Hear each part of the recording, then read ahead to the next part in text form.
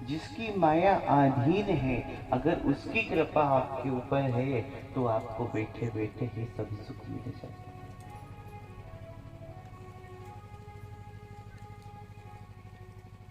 श्री कृष्ण का जब जन्म हुआ और जन्म होते ही कंस के अंदर भय, डर, और भय और डर ऐसा बैठा कि ना तो सो पाए, ना खा पाए, ना बोल पाए। सारी सारी रात बैठा रहता। पहरेदार बोलते, महाराज ना तो आप भोजन अच्छे से कर रहे हो, ना आप सो रहे हो, ना किसी से बात कर रहे हो, तो महाराज आपको कभी इतना चिंता में नहीं देखा। आपको किस बात की ऐसी चिंता है जो आप डर रहे हो? किससे डर रहे हो? किस बात की चिंता? महाराज पहले तो कभी आपके चेहरे पे इस प्रकार की चिंता नहीं देखी।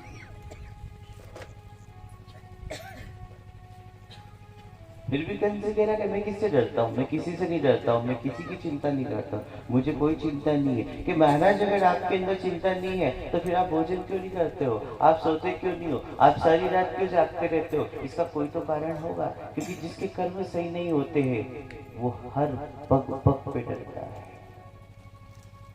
और डर इस बात का रहता है कि कहीं मेरी नाव डूब ना जाए, कहीं मेरा काम बिगड़ ना जाए, कहीं कोई मुझे कुछ कर ना जाए।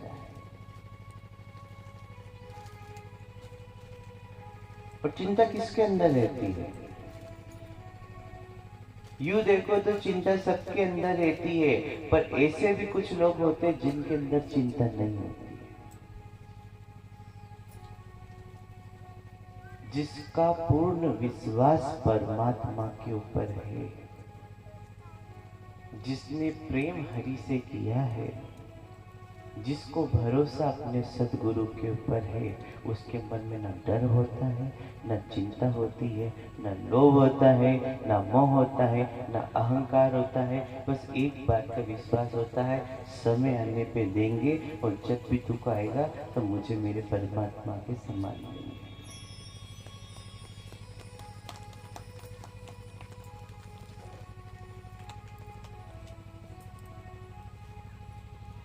जब भी ऐसा आएगा तो मुझे आके सम्मान देते। संभालती है परमात्मा। आप सभी मंदिर जाते हो, आप सभी नाम जपते हो, माला भी जपते हो, आपके गुरु भी है आपको भरोसा कि जब भी जीवन में दुख आएगा वो आके सम्मान लेंगे? विश्वास है या नहीं है? है भरोसा उसके ऊपर कि नहीं है?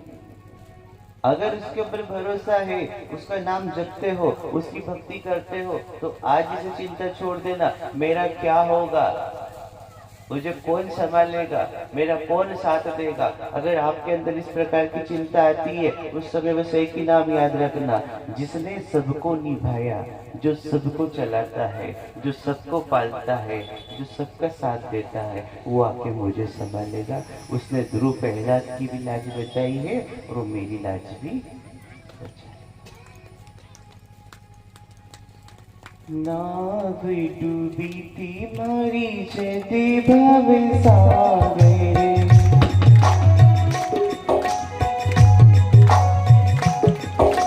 नाव डूबी थी मारी जदे भव सागर,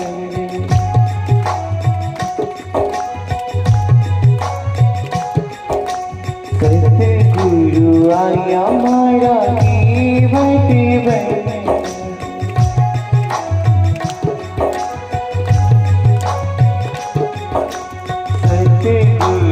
आया मारा कीमत बनकर,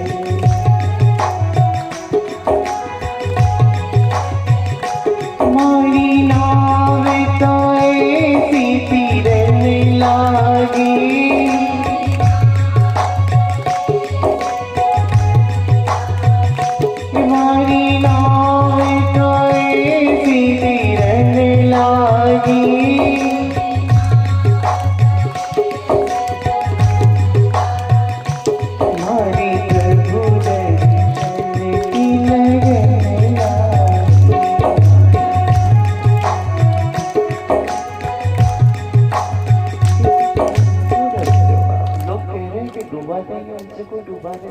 लोग कह रहे साथ छोड़ देंगे, उनसे कह तो साथ छोड़ देना, हे साथ उसका, हे हाथ उसका। तो लोगों को दुनिया ने साथ दिया किसका है?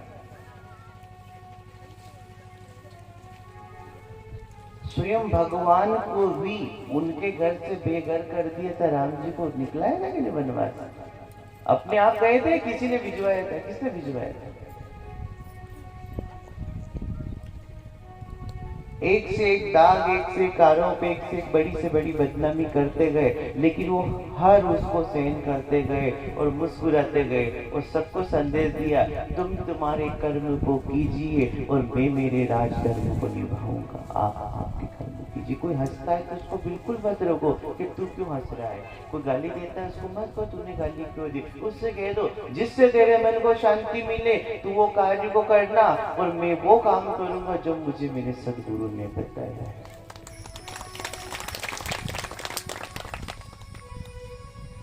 जग को देख के हम बिगड़ जाए तो ये कोई सत्संग की शिक्षा नहीं। हमें देख के बिगड़ा सुधर जाए तो ये सत्संग की शिक्षा है। हमें देख के बिगड़ा वो सुधर जाए।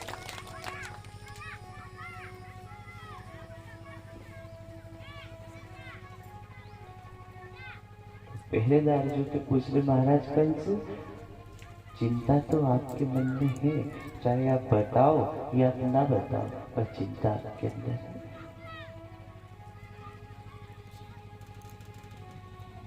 कंस ने बताया कि चिंता तो मुझे नहीं है, बस एक बात का चिंतन कर रहा हूँ कि आकाश से भविष्यवाणी हुई थी और देवताओं ने कहा था कि तुझे मारने वाला कोई और नहीं रहेगा, तेरी बहन देवकी का 8वां पुत्र ही तुझे मारेगा, तेरा काला बन के जन्मेगा, तेरा अंत कोई और नहीं, तेरा ही भांजा तेरा अंत करेगा। तो जन्म तो हुआ, पर देवताओं ने कहा था कि 8वां पुत्र जन्मेगा, पर वो कन्या कैसे जन्मी? और कन्या जन्मी तो वो देवी बन के अंदर ध्यान कैसे हो गई? मुझे ये समझ में नहीं आ रहा है कि पुत्र का जन्म हुआ है या नहीं हुआ है। अगर कन्या जन्मी होती और वो कन्या होती तो फिर वो दुर्गा कैसे बन जाती?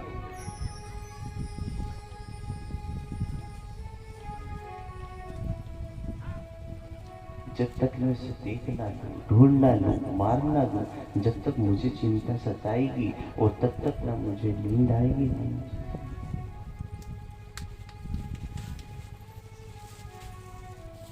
पहरेदारों से कहा है पूरे महल को ढूंढो, एक एक कोने को देखना, हर जगह देखना, कहीं तो मिलेगा, कहीं तो छुपा होगा, वो कहीं गया नहीं होगा, वो यहीं आसपास होगा, उसको हर जगह ढूंढो, हर जगह जाओ, पता लगाओ।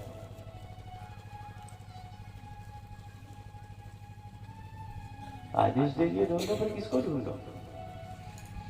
कोई सामान हो तो उसको ढूंढ लिया जाता है, कोई चीज को लाना होता है तो बाजार में जाकर दुकान को ढूंढ लिया जाता है, पर परमात्मा को पाना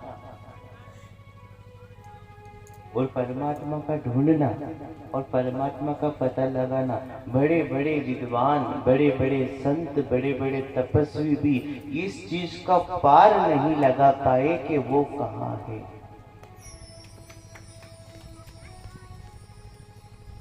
हमने मंदिर को बना दिया, हमने मूर्ति को वहां पर बिठा दिया, पर हमें ये नहीं पता कि यहाँ भगवान आए भी हैं। मूर्ति दिखती है, मंदिर दिखता है, लेकिन वो नहीं दिखता है। और वो क्यों नहीं दिखता है? क्योंकि वो हर आत्मा में बैठा हुआ है, हर भक्त के अंदर बैठा हुआ है। ऐसा कोई इंसान नहीं जिसके अंदर भगवान नहीं है। कि तन जो है तीर्थ के समान, मन जो है मंदिर के समान, आत्मा जो है परमात्मा के समान, उसने सब कुछ आपके अंदर बना दिया है। इसके बाद भी अगर आप भटक रहे हो तो आप भटको।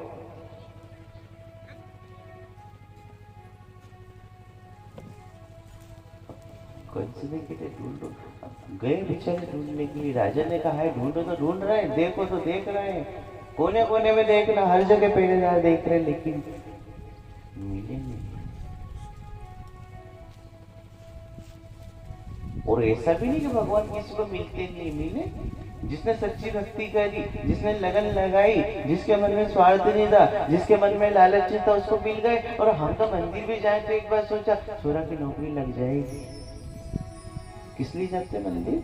छोरा की नौकरी लग जाएगी, छोरा कमांडो हो जाएगो, मंदिर जावा तो छोरा कमांडो हो जाएगो, लाड़ी आ जाएगी, नाती पोती हो जाएगा, अच्छी नौकरी लग जाएगी, अच्छो घर बन जाएगा। हम मंदिर जाते हैं पर मंदिर बाद में जाते हैं और मन में इच्छा हजारों लेके जाते हैं। तो अब आप बताओ, आप मंदिर नौकरी के लिए गए ना, स्वार्थ से गए, बिना स्वार्थ के तो नहीं गए, काम था तो गए, और काम हो जाता उसके बाद लोग मंदिर नहीं जाते। हर गांव की स्थिति ये हो गई है कि घंटा तो बहुत बड़ा टंगा रहता है मंदिर में, बजाने वाले नहीं मिलते।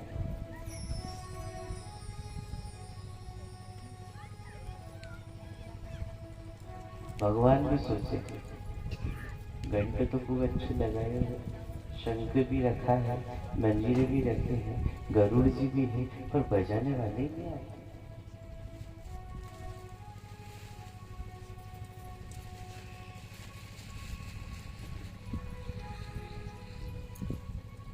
और ये भी नहीं है कि भाव मन में नहीं बचे इसलिए लोग मंदिर नहीं, भाव तो मन में है पर लोग भटक गए।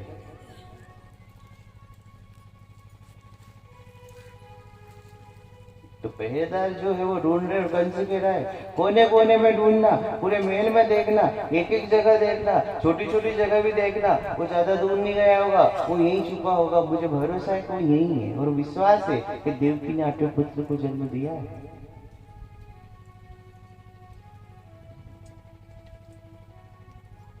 पहरेदार आए और महाराज हमें तो नींद सब दूर देखा नहीं।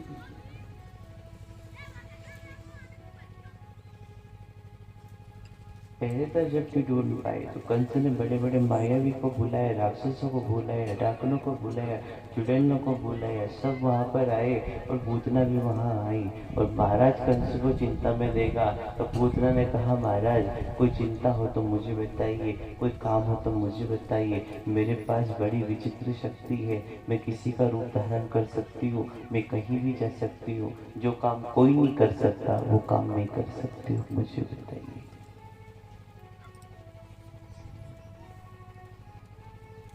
कि पूतना काम तो बस एक ही है, मेरी बहन देवकी का 8वां पुत्र ना जाने जन्म लेके कहाँ छुप गया है, बस उसको ढूंढना है। वो मुझे दिखता है, मुझे आवाज भी आती है, मुझे ऐसा लगता भी कि कोई मेरे पास में है, पर मैं उसको ढूंढ नहीं पा रहा हूँ। मेरे पहरेदार ने हर जगह देखा पर वो भी नहीं ढूंढ पाए। तो हे पूजना, तेरे पास अगर मायावी शक्ति है तो मेरा काम जाके कर और देवकी के 8वें पुत्र को ढूंढ के ला, चाहे पकड़ के ला, चाहे मरा ला, चाहे मार के आ, पर मेरा काम कर। जब तक वो पकड़ा नहीं जाएगा, जब तक मैं इसको मार नहीं दूंगा, जब तक मुझे चैन नहीं मिलेगा।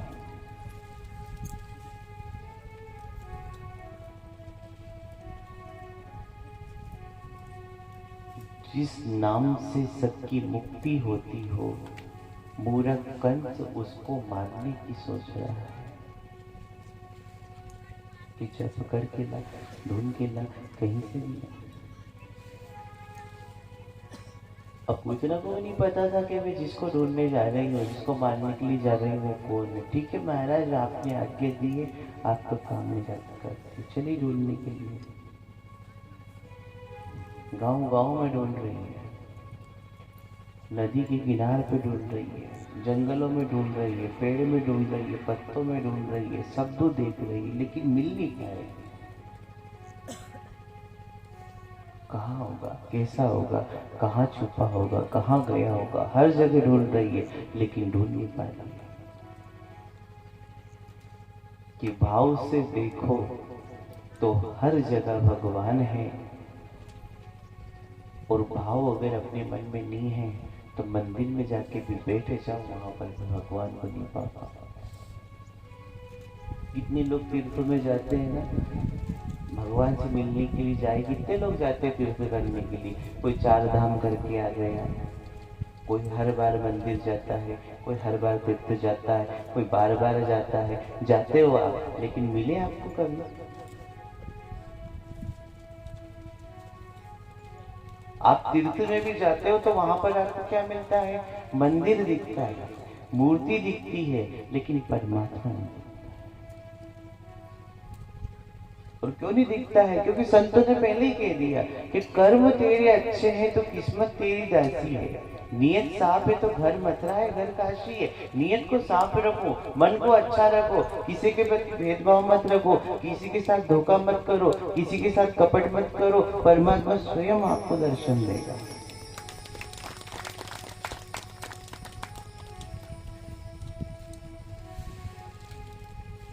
और जो पूजना थी ना, वो तो बस एक ही चीज थी। महाराज ने कहा है इसको ढूंढना है, इसको पकड़ना है, इसको मारना है, उसको कंस महाराज के सामने ले जाना है। मुझे महाराज कंस की आज्ञा है। घाट घाट पे देखा, पेड़ों पे देखा, पत्तों में देखा, गांव पे देखा, गलियों में देखा, देख नहीं पाई। पूजना आकाश में उड़ रही है और बादलों में जाके देख रही थी, बादल में नहीं छुप गया।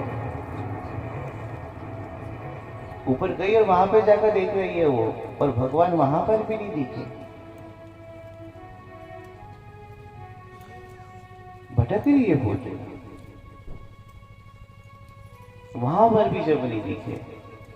और ऊपर से पूतना की नजर पड़ी है नंद गांव के ऊपर, गोकुल गांव के ऊपर। जब पूतना की नजर पड़ी तो सारे गांव के जो लोग थे वो दीप जला रहे, फूल बरसा रहे, गुलाल उड़ा रहे, और भगवान की भक्ति में मग्न होके सभी गोपियां नृत्य कर रही थी। पूतना ने जब देखा कि इस गांव में सारे लोग नाच रहे हैं, कहीं कहीं पे तो एक नाचता है, दो नाचते हैं, चार नाचते हैं, पांच नाचते हैं, पर यहाँ तो सारे गांव नाच रहा है। मुझे देखने जाना पड़ेगा इस गांव में आखिर ऐसा हुआ क्या है कि जो सब लोग नाचते। जाने लगी तो ध्यान आया कि मैं राक्षस हूँ, डाकनी हूँ, मेरा रूप देख के तो लोग भाग जाएंगे, मुझे भी इनका जैसे बनना पड़ेगा, मुझे भी इनके जैसा बनना पड़ेगा, रूप बदलना पड़ेगा। हर इंसान अपने रूप को बदलता है। शाम जब होती है तो इंसान का रूप कैसा हो जाता है कल्पना अपन कर सकते हैं। कई शाम होते पी लेते हैं, कई हाथ मुंह भी नहीं धोते हैं, रोटी खा लेते हैं, सो जाते हैं। कैसे ही व्यक्ति का सुबह नहाएगा, तिलक लगाएगा, अच्छे कपड़े पहनेगा और सबके सामने आ जाएगा। जगत से हमने छुपा लिया है, लेकिन हम उस परमात्मा से कुछ नहीं छुपा पाते। हर एक गुनाह, हर एक अपराध, हर एक बुरे कर्म, हर एक अच्छे कर्म, कोई देखे या ना देखे, कोई लिखे या नहीं लिखे, लेकिन वो देख भी लेता है, वो सबका लिख भी लेता है। पूतना ने सुंदर रूप बनाया, सुंदर गुजरी का रूप धारण कर लिया। नाक में पहनी नथनी, कान में पहने झुमके, गले में पहना हार, सिर पे बांधी रकड़ी, बालों में लगाया गजरा, लंबा घूंघट डाल के पूतना राक्षसनी गुजरी बन के वो जब गोकुल में आई और गोपियों से पूछा कि सारे लोग नाच क्यों रहे, इतनी मिठाई बट रही है, ऐसे ढोल बज रहे हैं, इतने फूल बरस रहे हैं, गुलाल उड़ रहा है, और गोपी नाच रही है, तो ग्वाल भी नाच रहे हैं, और बूढ़े भी नाच रहे हैं, बच्चे भी नाच रहे हैं, तो ऐसा इस गांव में उत्सव क्या है जो सब लोग नाच रहे हैं। तो गोपियों ने कहा कि जो भी बात करनी बाद में कराना, हमें भी नाचने दे और तू भी नाच। हाथ पकड़ लिया पूतना का गोपियों ने, और सबकी सब नाच रही है, और हर मुख से एक ही नाम था, नंदी गरा नंदी भयो जी कन्हैया लाल की,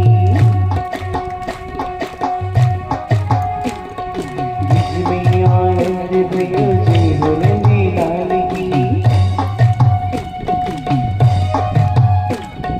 ताली बजी ताल की जय यशोदा लाल की, ताली बजी ताल की जय यशोदा लाल की,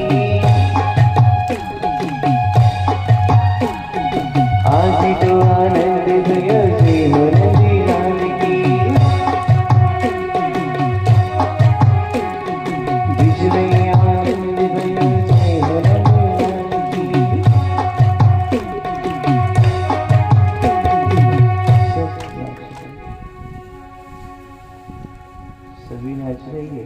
और पूतना राक्षस भी थी, पर परमात्मा के नाम की भक्ति और नाम की कृपा से जो नहीं नाचना चाहती थी वो पूतना पे नाची। और गोपियों से कह दिया कि लो नाचना गाना हो गया, अब मुझे बता दो कि तुम सब क्यों नाच रहे हो और इस गांव में ऐसा क्या कारण है, कौन सा उत्सव है कि जो सब लोग नाच रहे हो। बूढ़े नाचे, बच्चे नाचे, गोपी नाचे, ग्वाल नाचे, इतने दीपक, इतनी मिठाई, इतने फूल, इतना गुलाल उड़ा रहे हो, क्यों नाच रहे हो? नाचने का कारण तो बता दो। आज कोई सी तीज है, त्योहार है, उत्सव है, क्या है आज? ऐसे कौन सा उत्सव है तुम्हारे गाँव में जो सभी लोग नाच रहे हो?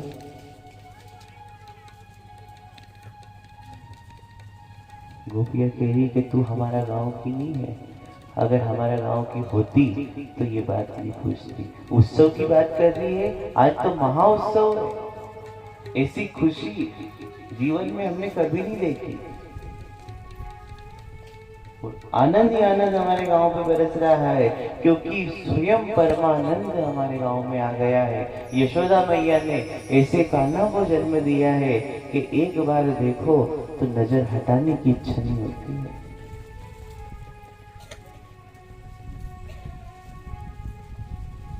उतना पूछ रही है कि एक बार देखो तो नजर हटाने की इच्छा नहीं होती है, तो ऐसा क्या है? छोरा छोरी तो सबकी होगी, ऐसे क्या है इसमें? अरे गोरा होगा, सुंदर होगा, इससे ज्यादा और क्या होगा? एक बालक के लिए सारा गांव नाच रहा है, उस एक में ऐसा है क्या? तो गोपी ने उत्तर दिया कि आज हमारे 3 दिन हो गया,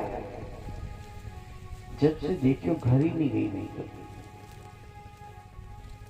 दूसरी कह रही कि मैंने सारा काम छोड़ दिया। तीसरी कह रही कि भाई तो कहीं भी नहीं याद है, बस ऐसी इच्छा हो रही कि देखती रहूं जब तक शरीर में सांस चले, जब तक बस उसी को देखती रहूं।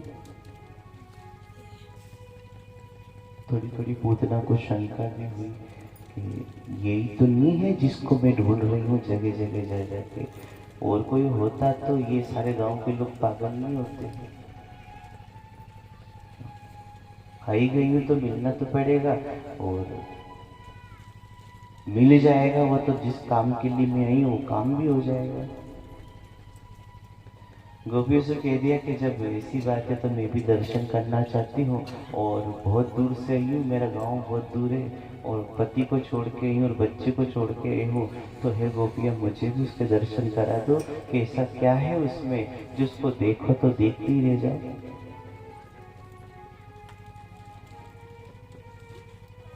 गोपियाँ लेके पहुंची जहाँ भगवान पालने में बैठे हुए थे। पालने के सामने ले जाके गोपियों ने कह दिया कि वो जो सोने के पालने में है, जाओ और प्रणाम कर ले, दर्शन कर ले। पूतना गई, लेकिन पूतना ने मुंह ढक रखा था। देखो राक्षस ही है वो, पर मर्यादा उसने पूरी रखी कि किस हिसाब से जाना है। आजकल की मर्यादा का तो कुछ कह नहीं सकते हैं कि फैशन में लोग ऐसे दीवाने हो गए कि काई की सासू ने, काई का ससुरा ने, कौन सा जेठ ने, कौन सी जिठानी ने, कौन सा देवर। पहले के लोग मर्यादा रखते थे, मर्यादा ऐसी रखते थे कि बड़ों को जवाब नहीं देते थे। पिता और गुरु की जो आज्ञा होती थी उसी का पालन करते थे। पर आजकल की माता बहन तो मुंह ढक ढक के भी ऐसी गाली दे के, जेठ हो के, ससुरा हो के, कोई भी हो, गाली देना है मुंह ढक लेती है और गाली देने लग जाती है। काई की मान ने, काई की मर्यादा ने, कौन सी परंपरा ने, कौन सा नहीं। पर ध्यान रखिए, जिसके माता पिता के संस्कार अच्छे होते हैं, जिसके गुरु अच्छे होते हैं, वो बुरे व्यक्ति को भी निभाने की शिक्षा देते हैं कि बुरा होगा तो भी निभाना पड़ेगा।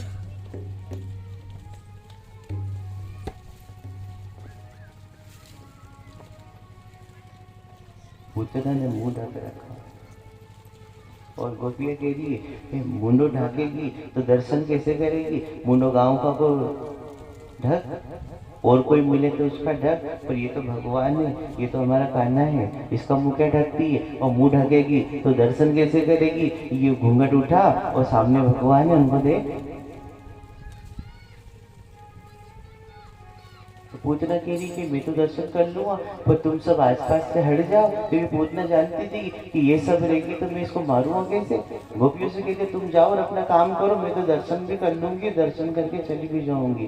गोपियां चली गई, भगवान सामने थे, और पूतना ने जैसे ही अपना घूंघट उठाया, मोर मुकुट सिर पर, गले में वैजंती माला, चंदन का तिलक, लड घुंघराले बाल, कान में कुंडल, पीताम्बर धारी, चंदन का तिलक, पग में पायल, ऐसा सुंदर स्वरूप जब शाम का पूतना ने देखा तो देखते ही गोदी में ले लिया कि मेरा लाल, मेरा बेटा, ऐसा मेरा होता तो लाड़ करती, क्योंकि भगवान को वचन निभाना था। 3 पग धरती मांगने जब बलि के द्वार पे पहुंचे थे, तो बलि की कन्या की इच्छा थी कि ऐसे बालक की मां बनूं। तब वचन दिया था कि कृष्ण अवतार में गोदी में आने का मौका तुझे दूंगा, तो पूतना बनेगी, मैं कृष्ण बनूंगा, और तेरी इस जन्म की इच्छा अगले जन्मों में पूरी करूंगा। तो देखो गोदी में आ गए, किसी भी बहाने से आए, और भगवान उसकी गोदी में आ गए। ना पाप मरता है, ना पुण्य मरता है, मरता है तो ये मिट्टी का शरीर मरता है। ना कर्म मरते हैं, ना धर्म मरता है, मरता है तो अहंकार मरता है। गोदी में ले लिया। पहले पूतना की इच्छा हुई कि गला दबा के मार दो, फिर सोचने की गला दबा के मारूंगा तो रोएगा, रोएगा तो लोग बजाएंगे, लोग बजाएंगे तो मेरा काम अधूरा रह जाएगा। इसको गला दबा के नहीं मारना है, इसको तो दूध में जहर पिला के मारना है। छाती से लगाया है और भगवान को दूध पिलाने लगी, दूध के साथ जहर पिलाने लगी। पूतना ने जो पिलाया अगले पी लिया।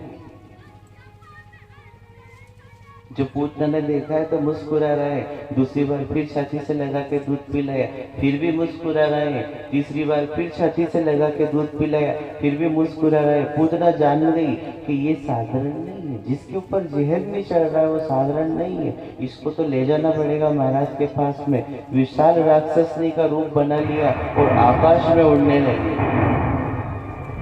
आकाश में उड़ती जाए और नीचे से ग्वाल और गोपी चिल्ला रही, यशोदा मैया कोई डाकर जो है वो कान्हा को लेके जा रही है, पकड़ो बचाओ। गोपी और ग्वाल डंडे लेके, पत्थर ले लेके आकाश में पत्थर फेंक रहे हैं, वो आकाश में उड़ रही है, नीचे से पत्थर फेंक रहे बेचारे, दौड़ रहे नीचे, आवाज लगा रहे, यशोदा मैया चिल्ला रही और भोलेनाथ बचाओ। आकाश में लेके उड़ रही है। समय हुआ पूरा और भगवान ने की जा तेरा काम पूर्ण करता हो। दूध पी लिया, जहर पूतना के शरीर में छोड़ दिया। जैसे ही जहर का प्रभाव हुआ, ऊपर आकाश से जमीन पे आके गिरी। जमीन पे पूतना गिरी है, छाती पे भगवान बैठे हैं। मरण का समय आ गया। पूतना की सांसें आ रही जा रही है और भगवान मुस्कुरा रहे हैं। अंतिम क्षण था जीवन का। दोनों हाथ जोड़ लिए और कह रही, एक बार तो बता दो कि आप हो कौन, जिसके ऊपर जहर ना चढ़े, बालक के रूप में हो पर बालक नहीं हो। मेरा मन कहता है कि आप कोई देवता हो, कोई शक्ति हो। मरने से पहले मेरी एक इच्छा है, और इच्छा वो ये है कि मैं आपको आपके असली स्वरूप में देखना चाहती हूँ कि आप हो कौन।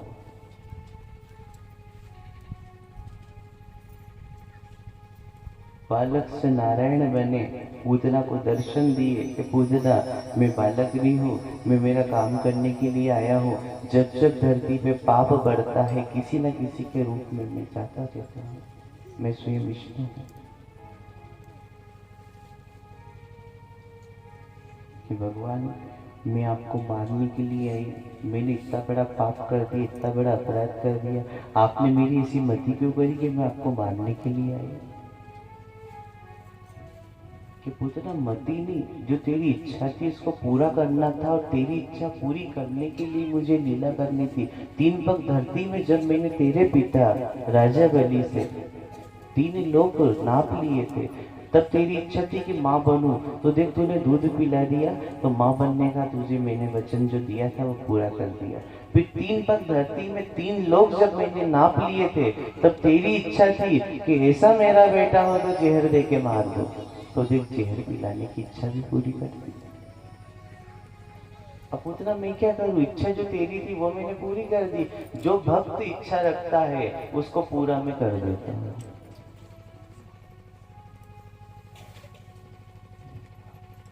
उतना कह कि आप सबकी इच्छा पूरी करते हो? कि हाँ, सबकी इच्छा पूरी करता हूँ। कि शरीर से प्राण छूट रहे हैं नाथ, और प्राण छोड़ने से पहले एक विनती मैं करती हूँ आपसे, अगर आप स्वीकार करो तो। मेरे नाम पे जो कलंक लगा, आपको दूध में जहर दे के मारने का, अगर ये कलंक नहीं छूटेगा तो आपके नाम की तो जय जयकार होगी, पर मेरा नाम तो कोई लेना भी पसंद नहीं करेगा। आप दयालु हो, दया करते हो, दीन बंधु दीनानाथ हो, आप स्वयं परमात्मा हो। मैं राक्षस नहीं हूँ, आप नारायण हो, तो हे नाथ एक कृपा करो, मेरे नाम पे जो कलंक लगा है जहर देने का, आपको मारने का, ये कलंक अगर आप छुड़ा दो नाथ, तो आपकी परम कृपा होगी मेरे ऊपर।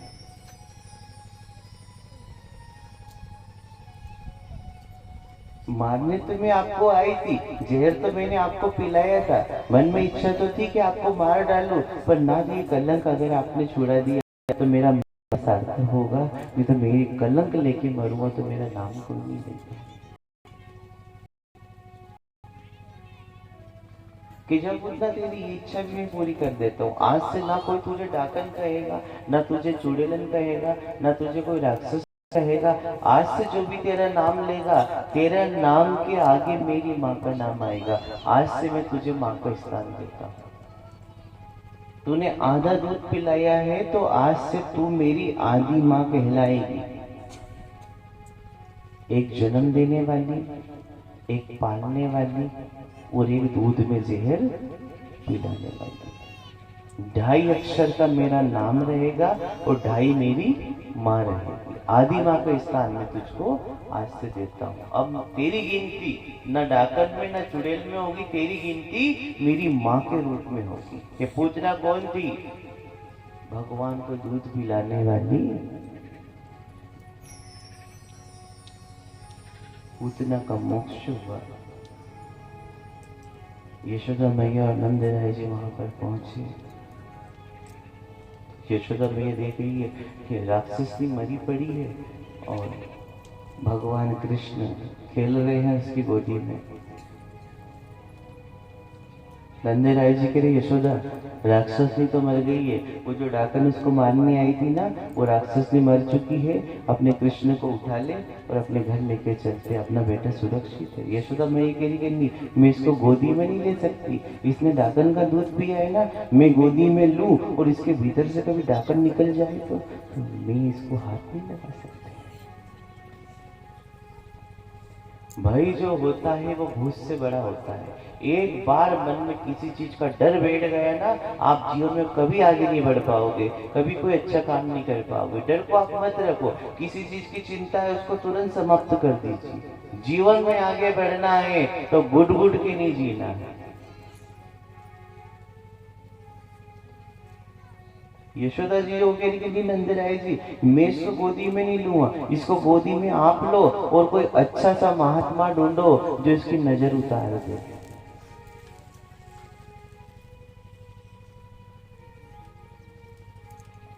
गोदी में लिए भगवान को और अच्छे से जान के पास में पहुंचे। गांव में ज्यादा रहते हैं जान भोपा तंतर मंतर वाला, गांव में ज्यादा चलता है ये।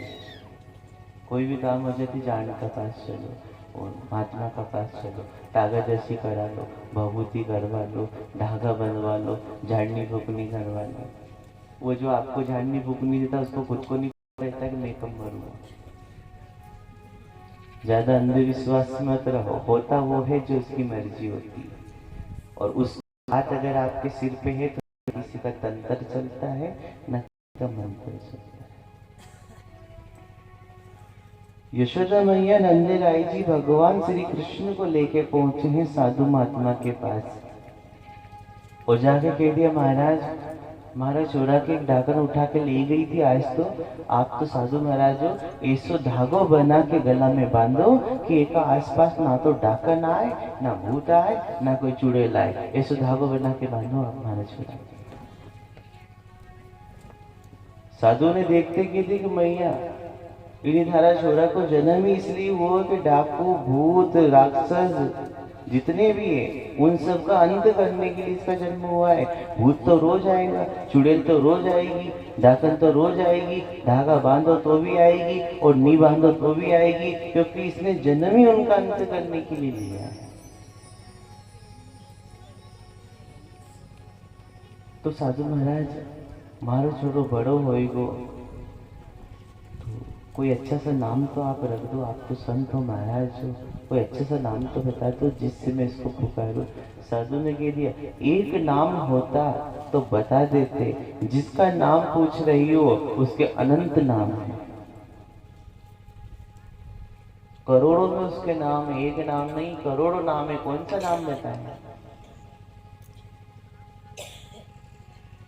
कि महाराज महात्मा जी के तो सब दिखे, थोड़ा देख के बताओ तो सही कि ये बड़ो होएगा तुम्हारे रोटी वोटी तो देखो नहीं, मांडो वांडो तो होएगा नहीं छोरा को अच्छा घर में। देखो माँ जो रहती बेचारी, बेटा भले कितना बड़ा हो जाए पर माँ की नजर में 6 महीने नहीं रहेगा। सबकी नजर में आप बढ़ सकते हो पर जिस माँ ने आपको जन्म दिया है उसकी नजर में तो बेटा हमेशा वही छोटे रूप में रहता है। महाराज बताओ, ब्याह शादी तो अच्छा घर में होए, वो रोटी तो देखो। संत महात्मा ने कह दिया, यशोदा मैया आप बड़े होने की बात करती हो तो जैसे ही ये बड़े होंगे गांव छोड़ के, परिवार को छोड़ के, कुटुंब को छोड़ के और चले जाएंगे। अगर आप विवाह की बात करती हो तो इनकी 16,108 रानी पटरानी और महारानी रहेगी। नंदराय जी भी पास में थे। यशोदा मैया कह रही, नंदराय जी असुदागे के महात्मा कहीं भी नहीं जाना, एक भी अच्छी बात नहीं बताई। मांडा की पूछी तो कही के 16,108, अब कोई 16,000 से पढ़ने कोई एक मांडो रे, ज्यादा से ज्यादा कोई 2 मांडा कर ले, 3 कर ले, 16,108। और नाम की पूछी तो करोड़ों में नाम रहेंगे। और बुढ़ापा में रोटी देने की पूछी तो बता रही है कि गांव छोड़ के चले जाएगा जैसे बड़ा होगा। तो अपन तो इनसे कहीं भी नहीं पूछा, महाराज हमारा तो आपको तागो भी नहीं चाहे, आपकी भभू नहीं चाहे। और एक बात तो अच्छी बता, जितनी बात बताई सब बात उल्टी उल्टी बताई, एक बात तो अच्छी बता। तो साधु ने कह दिया, आज भी माने मत मानना, पर जब बीत जाएगी, जब जो कहा है वो सत्य है। घर में ले गई और गोपियों से कह दिया, सारी खिड़की बंद कर दो, सारा दरवाजा बंद कर दो, उजालदान में कपड़ा लगा दो। आज से घर में ना मांगवा वाला आना चाहिए, ना दर्शन वाला आना चाहिए, और तो और घर में कागलो भी भीतर नहीं आना चाहिए। दरवाजे बंद, खिड़की बंद, उजालदान जो था उसको भी बंद कर दिया। और भगवान शंकर कह रहे, पार्वती यशोदा मैया ने तो खिड़की, दरवाजे, उजालदान सब कुछ बंद कर दिया, और मैं तो दर्शन के लिए तरस रहा हूँ और उनने तो सब कुछ बंद कर दिया। चाहे कुछ भी हो जाए पार्वती, दर्शन करने के लिए मैं वृंदावन जा रहा हूँ। और पार्वती जी कह रही कि नहीं आप जाओगे तो मैं भी चलूंगा। शिव जी देखते, वो बैठ गए और उनने कह दिया कि इसीलिए मैं तुझे बता के नहीं जाता हूँ कहीं पे, कि जा भी जाने की बात करता हूँ और तू पहले बोलती हो कि मुझे भी जाना है। आप चोटी गूंथोगी, साड़ी पहनोगी, इतनी देर में तो 4-5 बार जाके मैं आ जाऊंगा।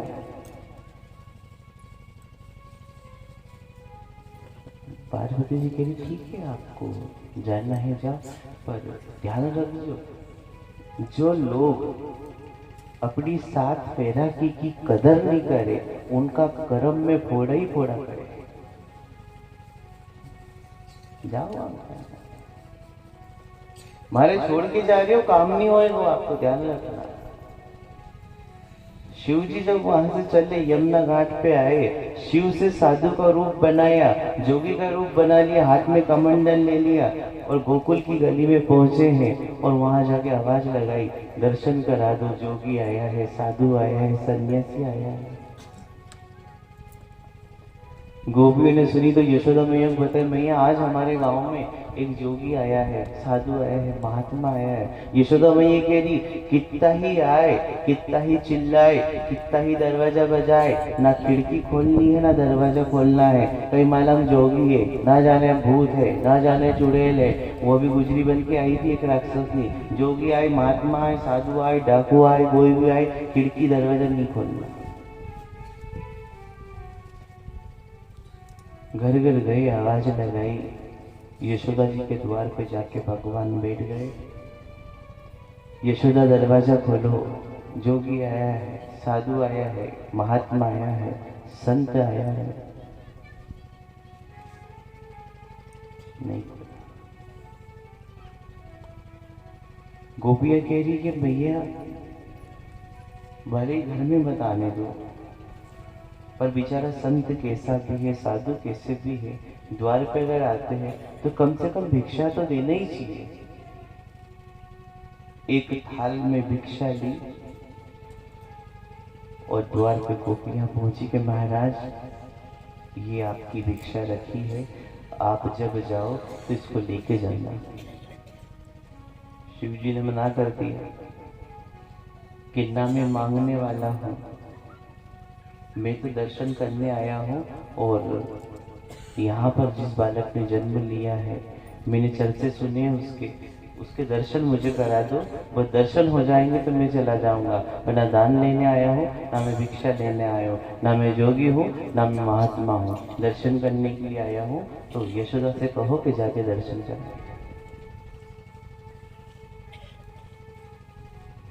गोपियां गई कि भैया वो जो साधु है वो भिक्षा नहीं दे रहा है, वो तो बस दर्शन करने की बात कर रहा है कि जो बालक घर में उसके दर्शन करा दो। यशोदा मैया ने गोपियों से कहा कि वो साधु नहीं, वो तुम्हारे कहीं को भूत पलित लगे, तो जाओ जाके उससे कह देना कि हमारा घर में छोरा छोरी हो ही नहीं है कोई। गोपियां गई, महाराज ये भिक्षा है, लेना तो ले लो, और आप बालक के दर्शन भी कह रहे हो, पर महाराज छोरा छोरी कोई के भी नहीं, हमारे भी नहीं हुए, इनके भी नहीं हुए, ये जो करी इसको भी नहीं हुए, छोरा छोरी है ही नहीं, आप किसकी बात कर रहे हो महाराज। शिव जी ने कह दिया ठीक है, नहीं कराना है तो मत कराओ, पर जब तक मुझे श्री श्याम के दर्शन नहीं होंगे मैं इस दरवाजे से उठ के जाने वाला नहीं हूँ। बैठ गए यशोदा के द्वार पे, धुनी रमानी, चिमटा गाड़ दिया, आसन लगाया और भोलेनाथ बैठ गए। गोपियों ने दरवाजा बंद कर दिया और यशोदा मैया कह रही बैठे तो बैठने दो, शाम तक बैठेगा, सुबह तक बैठेगा, कब तक बैठेगा। खिड़की दरवाजे बंद थे।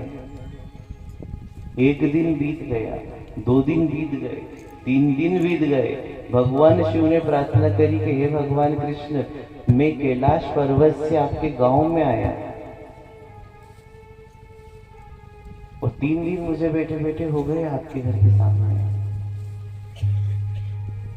ऐसी कोई गलती हो तो बता दो, या कोई भूल हो गई तो बता दो। 3 दिन से आपके दर्शन नहीं हुए और ये जो दरवाजा है ये 3 दिन से बंद है, ये दरवाजा खुल जाए तो मुझे आपके दर्शन हो जाए। तो नाथ कोई ने कोई रास्ता दिखाओ, कोई ऐसी लीला दिखाओ कि जिससे मुझे आपके दर्शन हो जाए।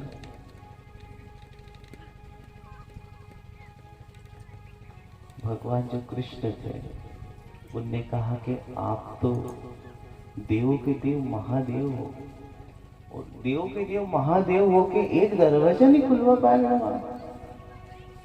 ये तो तीसरा नेत्र खोल दो तो 3 लोग भस्म हो जाए, और यहाँ एक दरवाजा ही नहीं खुलवा पा रहे हो आप काय के महादेव फिर? आप बताओ कैसे खुलेगा? और ऊपर से जो पार्वती जी जो थी वो बड़ी हंस रही है। अच्छा हुआ, ऐसा आदमी को ऐसे ही होना चाहिए। 3 दिन से दरवाजा बैठे, अच्छा हुआ। जो अपनी लुगाई के लिए पूछे ऊपर तो ऐसा ही होना चाहिए, अच्छा हुआ। बैठे रहो दरवाजे पे, 3 दिन से बैठे हो, बैठे रहो, अच्छा हुआ, ऐसा ही होना चाहिए। और शिव जी कह रहे हंस ले, अभी थारा दिन है हंसने का, हंस ले। पर पार्वती सुन लेना, मैं बिना दर्शन के, तू बिना पति के बैठी लीजिए अकेले, मैं भी आने वाला नहीं हूं। दिन तो सबके आते हैं। आज अगर आप किसी को हंस रहे हो तो ध्यान रखना, एक दिन आपको भी हंसने वाला कोई आएगा।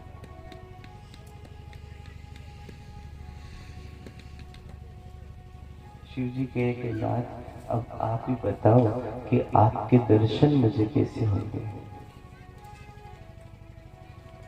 तब श्री कृष्ण ने कहा, आप जो बीन लाए हो, ये जो बीन लाए हो आप, इस बीन को बजाना।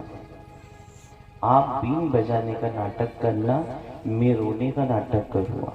मेरी माँ समझेगी कि मुझे कुछ हो गया है और वो बाहर लेके आ जाएगी। पर शिव जी ध्यान करना, बीन बजाना और नाटक करना, आप बजाने का नाटक करना, मैं रोने का नाटक करूँगा। असली आप भी मत बजाना, असली मैं भी नहीं रोऊंगा। नाटक करना है, ना बजाना है ना रोना है। कह रहे थे ठीक है भगवान, पर यह बात तुम्हारे पहले बता देता तो 3 दिन तक यहाँ दरवाजे पे बैठने को नहीं पड़ता। ठीक है, मैं बीन बजा रहा हूँ, आप भीतर से रोना, वो इतनी जोर जोर से रोना कि आपकी मैया दरवाजा खोल दे। शिव जी ने बीन उठाई और बजाने लगे। जैसे ही बीन बजी, भगवान श्री कृष्ण ने रोना प्रारंभ कर दिया। आंख में से आंसू गिरते जाए और रोते जाए। यशोदा मैया गोपी के लिए झूले में लेके गई तो भी रोए, माखन खिलाए तो भी रोए, खेल खिलौने उनके सामने डाल दिए फिर भी रोए। गोपी बोल रही तो मैया कभी ऐसा नहीं रोया, पर ये समझ में नहीं आया कि ये रो क्यों रहा है। यशोदा मैया कह रही मैंने भी आज तक कैसे रोती तो नहीं देखी। गोपियाँ कह रही कि मैया वो जो बाहर साधु बैठे हुए नहीं, उन्हें कहीं तंत्र मंत्र कहीं से पढ़ दिए हुए हैं। ये जो साधु महात्मा ने नहीं मैया, कई कई का तो अच्छा रे और कई कई का घना बदमाश भी रे। इनका कई जड़ी बूटी रे, भभूत भी कई तरह की रखे, कई को तो उद्धार कर दे और कई नाश भी कर दे। तो यशोदा मैया हमारे तो ऐसा डर लग रही हो कि साधु महात्मा ने कोई मंत्र पढ़ के बोली और भगवान कृष्ण थे, आंसू आंसू नहीं आ रहे, बस जोर जोर से चिल्ला रहे। और शिव जी कह रहे हैं मैं बीन बजाना बंद नहीं करूंगा, आप रोने का नाटक बंद मत करना, आपकी माँ बाहर ना आ जाए तब तक रोते रहे। कृष्ण भगवान रो नहीं रहे, नाटक है। और नाटक कृष्ण भगवान ही नहीं, नाटक तो सब करते। अपना घर में कोई मर जाए तो अपन भी कैसे नाटक करें, रो रो नहीं आए फिर भी। कई रिश्तेदार जब दूर से आते हैं, पूरी बस में हंसते खाते पीते मुस्कुराते आते हैं, और जैसे मरने वाले को घर आ जाए, चप्पल हाथ में पकड़ी और रोना शुरू। जो साथ में रहता पहले ही कह देता कि रोजे नहीं आए तो भी आवाज तो करती लीजिए, नहीं तो लोग कहीं तो लगी नहीं मरिया उनकी। असली में कोई रोता है क्या?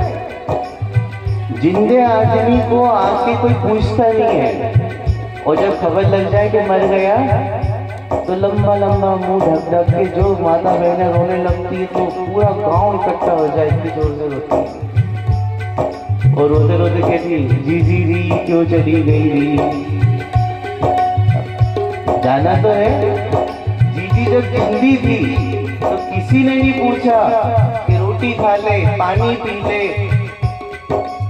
और जब वो मर जाती है तो रोने के लिए कई लोग आ जाते हैं। तो शिव जी कह रहे हैं नाटक करो, रोते रहो, आपकी माँ जब तक बाहर नहीं लाए जब तक रोते रहो। भगवान कृष्ण रो रहे,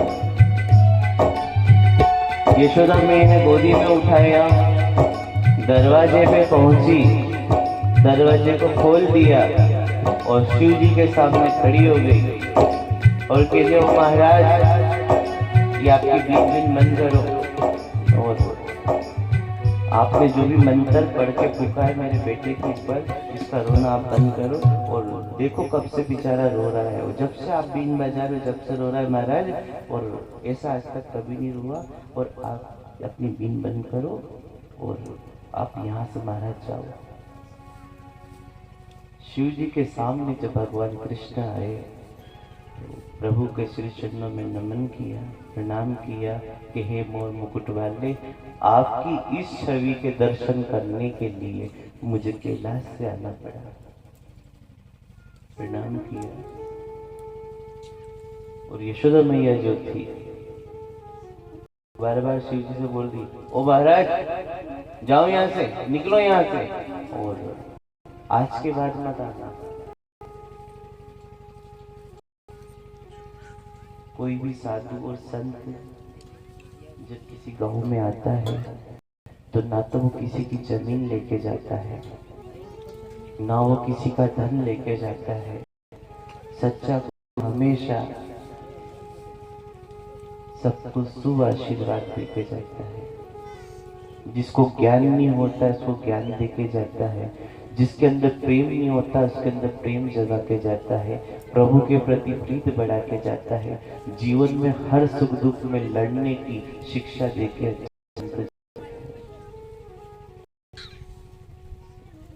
यशोदा मैया कह रही महाराज देखो आज बात गाँव में जाजो, सब गली पे जाजो, पर हाथ जोड़ के बोल रही हमारी गली में कदी मत आजे महाराज, हमारी गली में मत आजे। क्योंकि जब से आप आया हो नहीं, जब से मैं दुखी हूँ और जब से मारो छोरो रो रही हो, और देखो रो रो की कैसी हालत कर दी महाराज, आपका हाथ जोड़ू, हमारी गली कदी मत आजो और यहाँ से जाओ बाबा।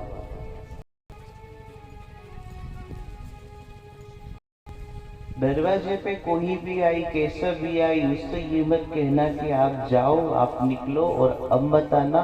दुश्मन भी अगर द्वार पे आए तो उसको भी आप प्रणाम करना, और पानी अगर हो तो पानी पिला देना, भोजन की अगर इच्छा हो तो भोजन करवा देना, भाव प्रेम अगर हो तो घर में बिठा लेना, जैसी भी आपकी स्थिति हो उसको जो करा सको करा देना, पर उससे ये मत कहना कि मेरी गली और मेरे द्वार पे मत आना। अगर आप जिसको भिखारी समझ के भगा रहे हो, अगर वो भगवान हो किसी रूप में आया हो तो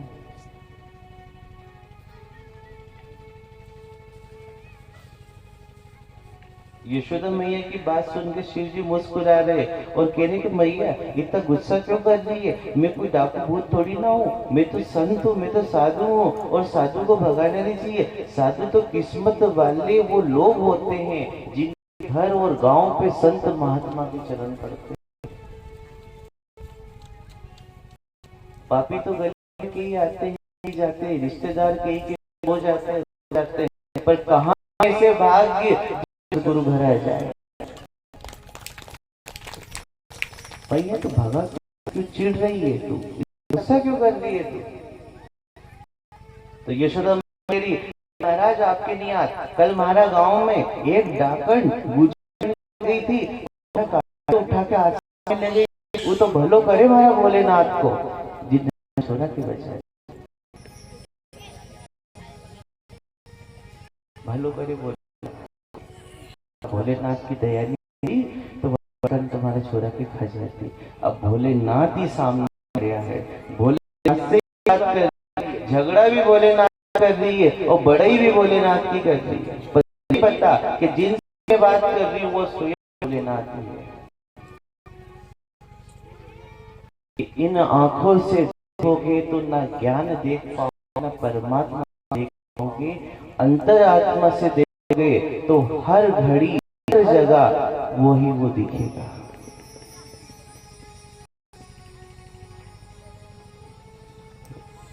शिव जी कह रहे के हर साल शिव होता है, हर संत शिव जी का रूप होते हैं। तो मैं भी भोलेनाथ ही, ये हमारा भोलेनाथ तो कैलाश का स्वामी है। तो जटा है, जटा गंगा है, फिर चंद्रमा है, में नाग है, मृगशाला है, में त्रिशूल है। तो देवों का देव महादेव है। और ना जाने तुम कौन से जो हो के ढोंगी हो के हो कि भगवान जाने आप क्या हो। पर महाराज हाथ पे बोल रही है कि आज का बाहर कोई नहीं, या गली ध्यान से देख लीजिए और इन्हीं गली में आपका।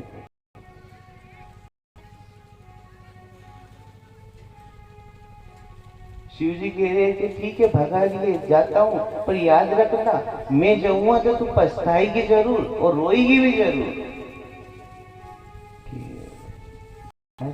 अब आप मत करो, ये चिमटा चिमटी जो आपका है ना ये उठाओ, निकलो यहाँ से। और आज के बाद कभी भी मेरे घर, मेरी गली, मेरे गांव में कभी मत।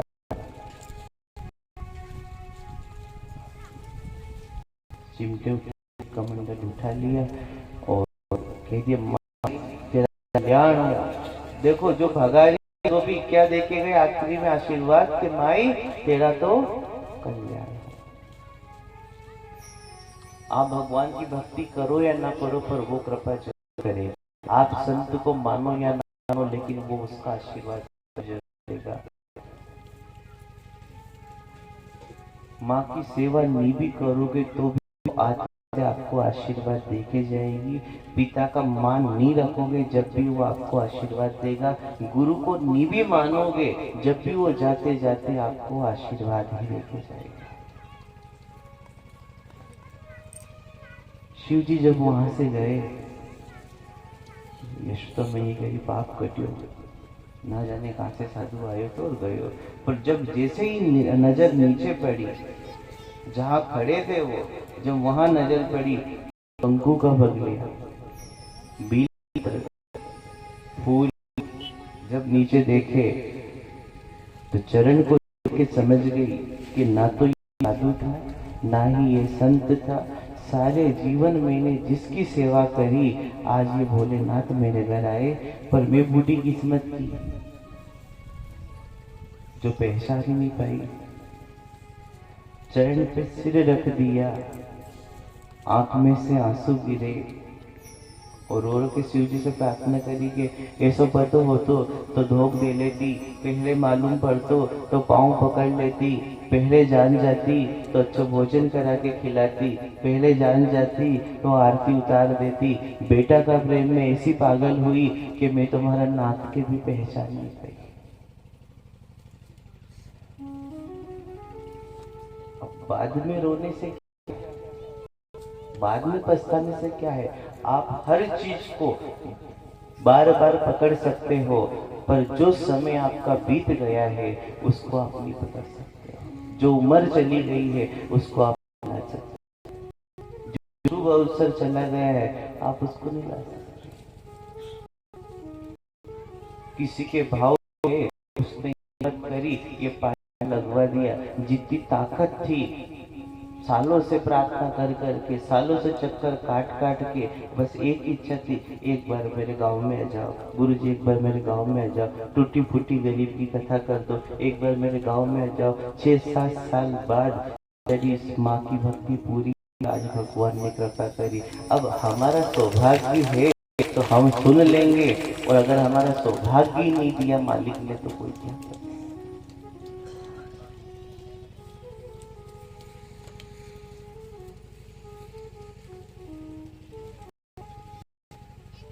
सिर पर चरण रख, आंख से आंसू और बार बार सिर पटक के और लोरी महाराज आप चले गए, भोलेनाथ आप क्यों चले गए। थोड़ी सी खबर हो जाए पाँव तो पड़ी, पर सारी जिनकी पूजा करी और आखिर में कहा भी तो उनसे क्या कहा, सब गली में जाओ पर हमारा यहाँ अब कभी मत आ जाए। मूर्ति सेवा जीवन भर करी, जब भगवान सामने आया तो उनकी पहचान भी नहीं पाई।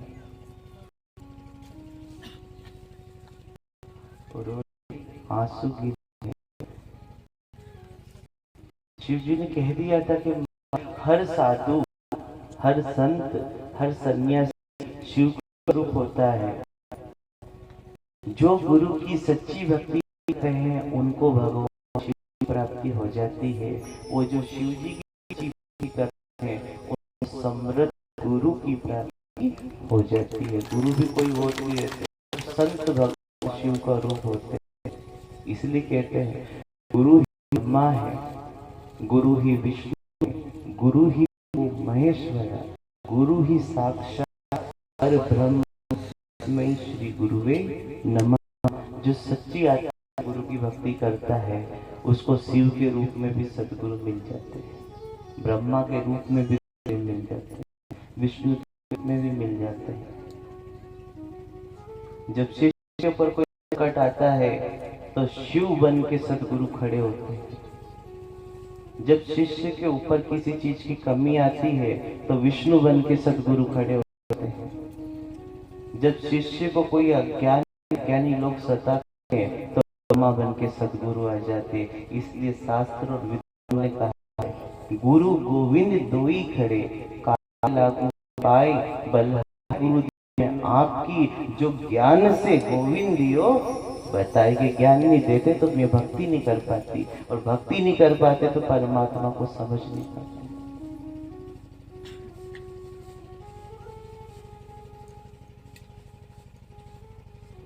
आंसू गिर रहे हैं, रो रही है, पछता रही है, पछताने से क्या हो। आगे समय था वो आ गए, दर्शन देने का समय था दे दिए, जानने की कहा वो चले गए, अब पहचान नहीं कर पाए, परख नहीं कर पाए तो क्या करें।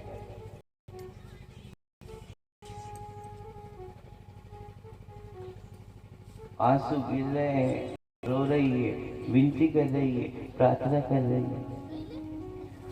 तुम तो जानो प्रभु जी घट घट की, मेरी नैया भंवर बिच अटकी।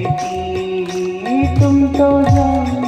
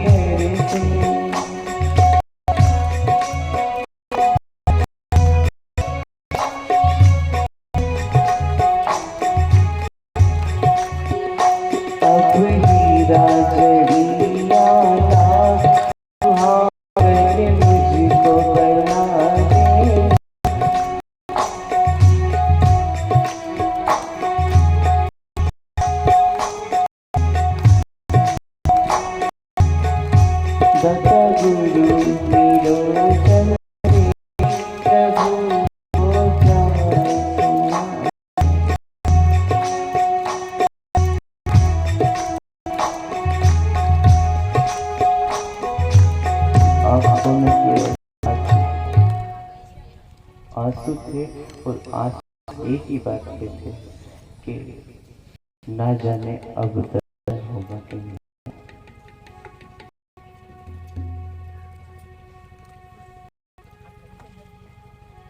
भगवान श्री कृष्ण कह रहे कि मैया साधु संत चले गए तो उसमें तो इतनी दुखी है। साधु संतों का क्या है, और आ जाएंगे। महात्माओं की क्या कमी है, कोई ना कोई फिर आ जाएगा। आते ही रहते गले, आज नहीं आएगा तो कल आएगा, कोई महात्मा फिर आएगा। तो मैया कि मैं ना मैं महात्मा की बात कर रही हूँ, ना मैं कोई जोगी की बात कर रही हूँ। वो तो जोगी का रूप धर के जो भोलेनाथ आए थे, जिनकी मैं सेवा करती थी। यूं तो मैंने सेवा करी, पर जब स्वयं आए, साक्षात आए, तो मैं उनकी सेवा नहीं कर पाई। दुख इस बात का है कि मैं उनकी सेवा नहीं कर पाई, और दुख इस बात का है कि जब वो जा रहे थे तो मैंने उनसे एक ही बात कही, अब मत आज हो।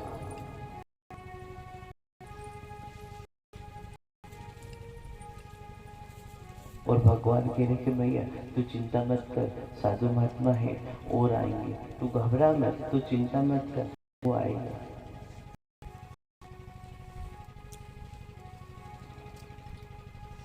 और गोकुल में जब साधु आए, कि संत आए, महात्मा आए, तो ये ध्यान देना कि संत महात्मा उन्हीं गांव में आते हैं कि जिस गांव के ऊपर उस नाथ की दया हो जाती है। गुरु के रूप में, संत के रूप में, महात्मा के रूप में, गौ माता के रूप में, ऋषि के रूप में, विद्वानों के रूप में, किसी न किसी रूप में वो आता रहता है।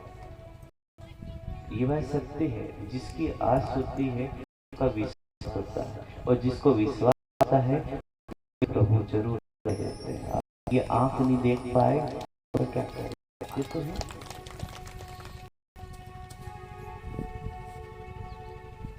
गोकुल में जब साधु आए, नंद आए, खबर लगी कि गांव साधु संत आए। अब गांव के जो मुखिया थे राय जी, जब वहाँ साधु संत महात्मा आए और नंद राय वहाँ पर पहुंचे, उनको स्वागत करने के लिए, सत्कार करने के लिए प्रणाम किया उनको, और हाथ जोड़ निवेदन किया, महाराज आपको थोड़ा सा गांव में आए हो तो घर तक चलना पड़ेगा।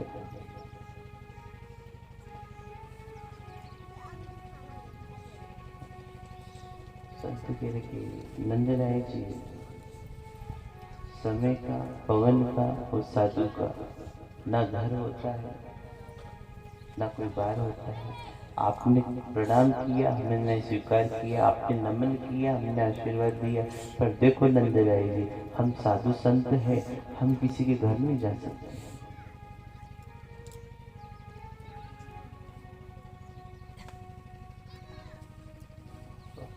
जिससे के घर नहीं जा सकते, हाथ जोड़ के खड़े। गुरु का पग पड़ जाए तो जो बिगड़ गई है वो भी बन जाए। कि जिनका नाम लेने मात्र से ही कल्याण हो जाता है। अगर उनका पग गिर जाए तो हमारा भी कल्याण हो जाएगा। आप ज्यादा मत रुकना, देर के लिए चल चलो, बस चरण पटक देना, आ जाना, पर आप मना मत करो। साधु की सेवा, संत की सेवा करने का सौभाग्य हर किसी को नहीं मिलता। फिर भी साधु कह रहे कि नहीं, आपने निवेदन किया, हम गांव में आ गए, सबका कल्याण हो गए, पर घर नहीं जा सकते, क्योंकि हम ब्रह्मचारी साधु संत हैं। हम किसी के घर जाते नहीं है, किसी का घर का खाते नहीं, किसी के घर पानी पीते नहीं है। तो इसलिए नंद राय जी, हम आपके घर नहीं जा सकते।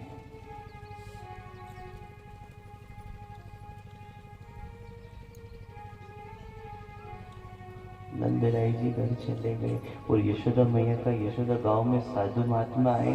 मैंने उनको लाख कोशिश की, बार बार प्रणाम किया तो उनने आने से मना कर दिया। तो यशोदा मैया कह रही है आपका हाथ जोड़ रही हूँ, कैसे भी करो, बस एक बार उन साधु महात्मा को, ना जाने कौन शिव के रूप में आया हो, ना जाने कौन दाता के रूप में आया हो, ना जाने कौन देवता किसके रूप में आया हो, कैसे भी करके एक बार कोशिश यही करना जीवन में। तो एक बार मेरे गुरुदेव मेरे घर आ जाए तो ये जन्म, ये शरीर, ये आंगन, ये घर, ये सब, ये जाति, इन सब का कल्याण होगा।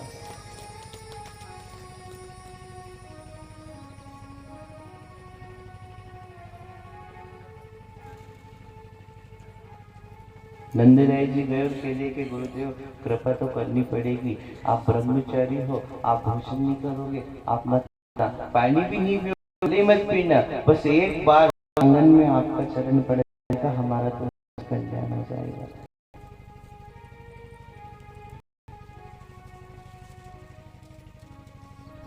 हाथ जोड़ के खड़े हो गए, चरणों में लौट गए। लाज तो रखना पड़ेगी कि बलहारी गुरु आपकी गोविंद दियो बताए, दया तो करनी पड़ेगी। मैंने भगवान को नहीं देखा, आपके रूप में भगवान देख रहा हूँ, आपको चलना पड़ेगा। इसी में गांव का मुखिया हूँ और आपसे प्रार्थना करता हूँ एक बार मेरे घर आंगन में चले।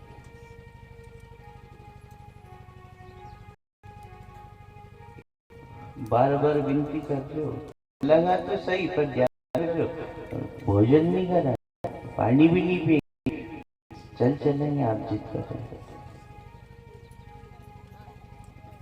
नंदराय जी आगे आगे चले, उसके पीछे संत महात्मा चले और गोपियां थी जो यशोदा मैया से कि मैया संत महात्मा आ रहे हैं।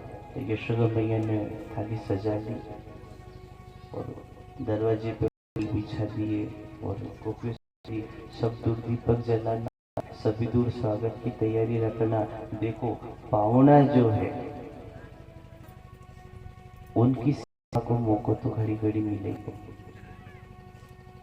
जाति के जो लोग हैं उनकी मनवार करने का मौका भी बार बार मिलेगा। नातेदार, रिश्तेदार, समाज के इनकी सेवा करने का भी मौका बार बार मिलेगा।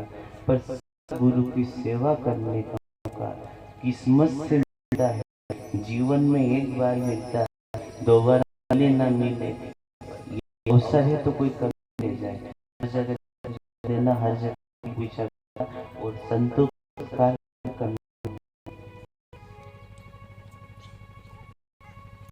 थाली जब कोई रिश्तेदार आए तो स्वागत आप करते हो, आपको जैसे करना है वैसे करना। पर अगर आपके द्वार पे आपके गुरु या महात्मा या कोई अच्छा विद्वान संत आ जाए, कभी सब मिले, उसके सत्कार में कोई कमी मत। फूल बिछा दी यशोदा मैया ने, हाथ में आरती की और जैसे संत आए घर, दंडवत प्रणाम किया, और संतों की आरती मायरा मेरी सतगुरु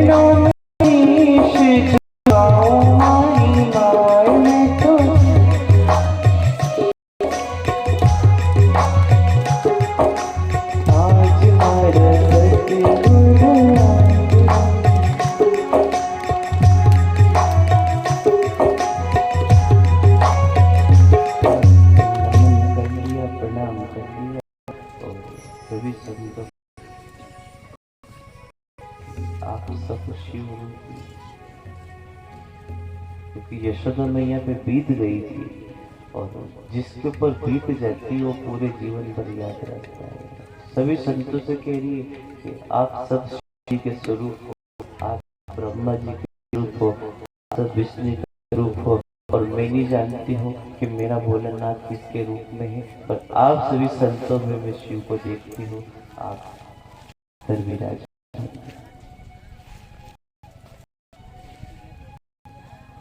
घर में आ गए और सभी बैठ भी गए। जैसे कि सबके जल लेके आओ, की सेवा करो, सबका स्वागत करो। तो संतों ने कह दिया कि नहीं, हम किसी के हाथ का जल नहीं पीते।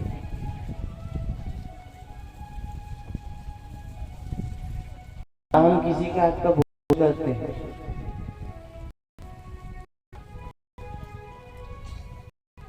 यशोदा मैया के कैसे हो सकते, अतिथि और भगवान नाते आए और भोजन करे, जलपान नहीं करे। आपको गुरु सखी का तो मिलता रहता है, पर आप जैसे महात्मा की सेवा करने का अवसर मुझे थोड़ी मिलेगा।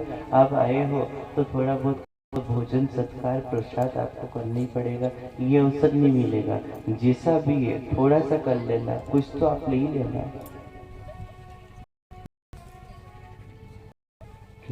हम तो और जो मिल जाता है उसको प्रसाद स्वरूप ले लेते हैं, और भोजन भी अगर हम बनाते तो हाथ से बनाते, खाते हो चले जाते। तो यशोदा कह रही है कि मैं आपके सामान दे दूंगा, हाथ से बना लीजिए।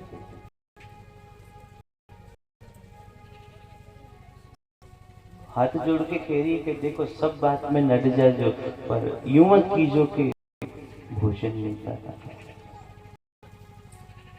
कि जितना पुण्य भोजन करने से मिलता है उस 4 गुना ज्यादा पुण्य किसी भूखे भोजन करने से मिलता है। कभी किसी को जीवन में घबराना, किस्मत वाले होते हैं वो लोग जो किसी को भोजन कराते हैं जीवन में। किस्मत वाले होते हैं वो लोग जो को कपड़े पहनते हैं, क्योंकि इन हाथों से जो यहाँ कर दिया वो ही आपको वहां तैयार मिलेगा। कि जब ये आत्मा जाएगी ऊपर, अगर आपने किसी को चप्पल पहनाई है तो आपको मिलेगी, किसी को आपने भोजन कराया है तो आपको मिलेगा, किसी को आपने वस्त्र दिए तो आपको मिलेंगे। अगर गौ माता की सेवा आपने की है तो वो सारा पूछ पकड़ के पार करा देगी।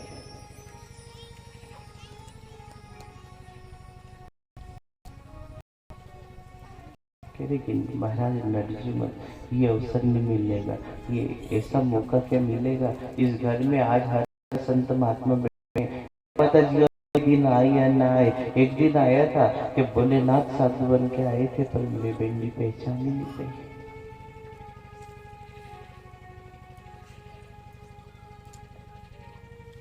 वो सदगुरु घर से भूखा जाए, थोड़ा सा तो कहीं जीन जो भी हमारा को नहीं जीनो को, पर आप स्वयं बैठे तो जी। देखो जी में जाओगा नहीं तुम्हारा मन राजी खुशी रहेगा, हमारी आत्मा भरी रहेगी, और भूखा जाओगा नहीं तुम्हारा मन में ठीक है माँ तू सामान दे दे। क्या कहा साधु ने कि ठीक है माँ तू सामान दे दे, हम बना लेंगे, भोग बना देंगे और चले जाएंगे, सामान ला के दे दे। सभी सामान जो थाली भर भर के थे वो साधु के सामने ला के रख दी कि गुरुदेव आप ये भी बनाना, ये भी बनाना, और सब संत महात्मा प्रेम भोजन करना, और अच्छे आशीर्वाद पूरे परिवार को, गांव को, सबको दे के जाना। परिवार को देना, गांव को देना, और फिर आप जाना। अपना घर तो होना आ जाए और अपने बुखार आ जाए। 4 जना आ रहा है घर, 4 जना की सब्जी, 4 जना की रोटी, 4 जना के बार बार चाय देना, और इतना बर्तन मांजना पड़ेगा। जिसे खबर है कि पाव आ रहा है, हड्डी बुखार तो सुनते चढ़े। 4 जना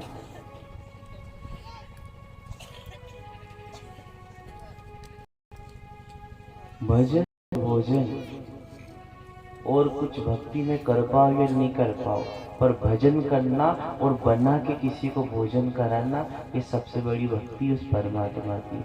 अपना तो जीवन भर बनानो हर परिवार के खिलानो है, पर कभी कभी पराया से भी प्रेम करके देखो, पराया के भी जिमा के देखो, पराया के भी उड़ा के देखो, आपको जो सुख अपनों से नहीं मिलेगा उससे ज्यादा सुख पराये से मिलेगा।